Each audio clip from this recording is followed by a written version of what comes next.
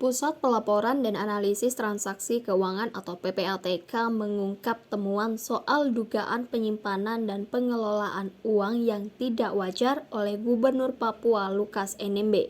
Setidaknya terdapat 12 temuan PPATK, salah satunya terkait setoran tunai yang diduga disalurkan Lukas NMB ke kasino judi yang nilainya ditaksir mencapai 1,5 triliun lebih. PPATK menduga Lukas NMB terlibat aktivitas perjudian di 2 negara.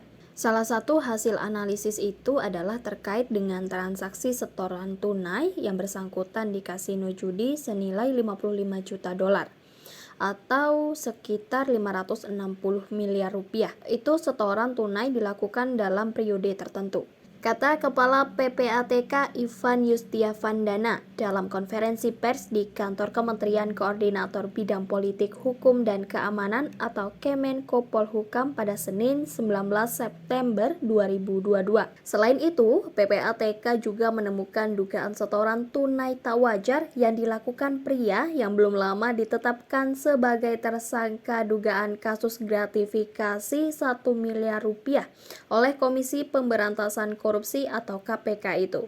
Ivan menyebut setoran tunai tak wajar itu dilakukan dalam jangka waktu pendek dengan nilai fantastis mencapai 5 juta dolar Singapura.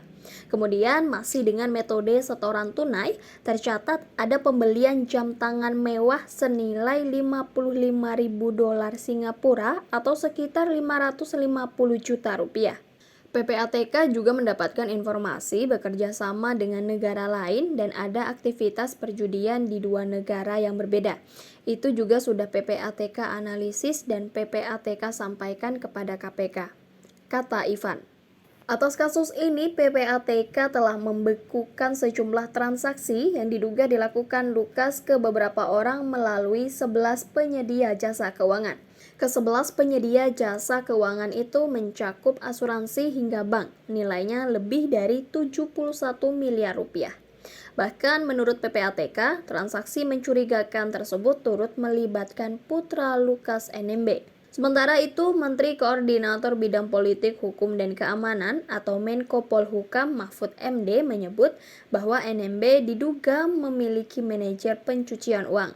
Kemudian juga adanya manajer pencucian uang yang dilakukan atau dimiliki oleh Lukas, kata Mahfud. Namun, Mahfud MD tak merinci ihwal manajer pencucian uang tersebut.